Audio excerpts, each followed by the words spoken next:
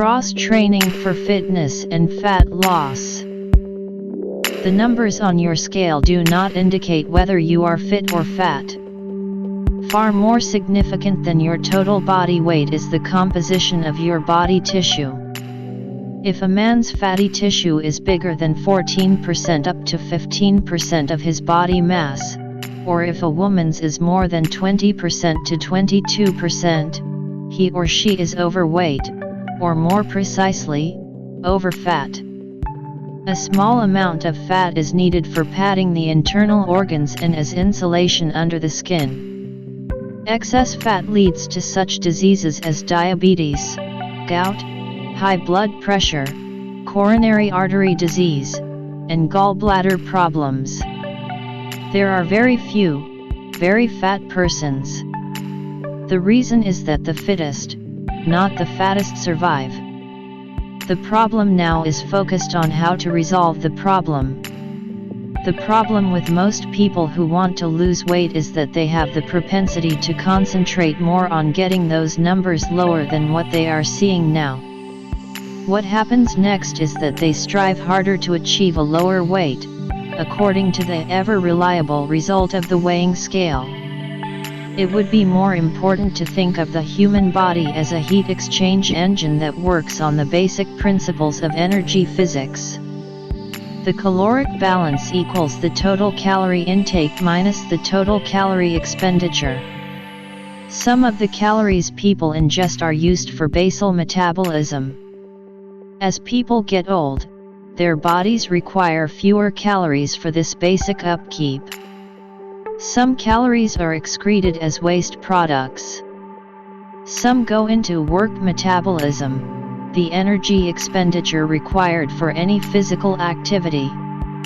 Hence, if people take in more calories than are used by these functions, there is a definite caloric excess.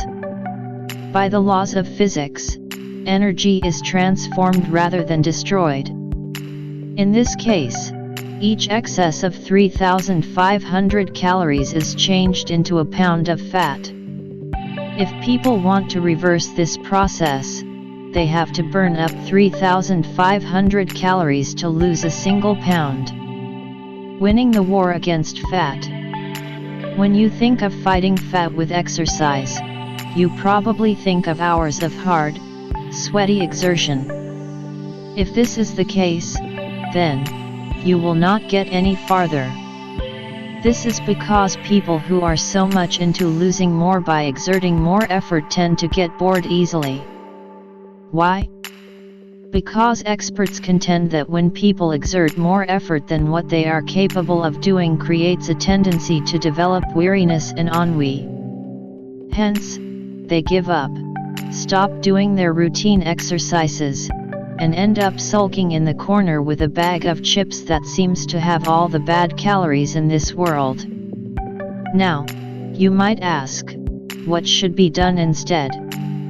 The answer: cross-training. After some intensive studies and experimentations, health experts were able to come up with the concept of incorporating cross-training in order to overcome or break the monotony or dullness in an exercise program. Cross-training refers to the integration of diverse movements or activities into a person's conventional exercise routine. The main purpose of incorporating cross-training into an exercise program is to avoid overdoing excess muscle damages and to put a stop to an imminent boredom.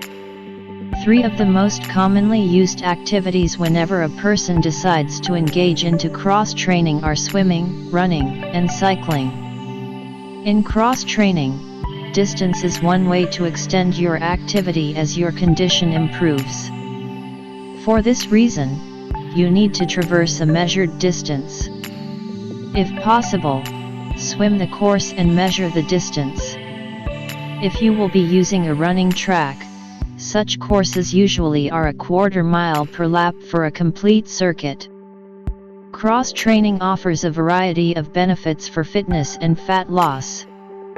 It builds up the strength and endurance of the heart, lungs, and blood vessels. It has also some tranquilizing effect on the nerves. and it burns up calories as much as it makes your losing weight more bearable.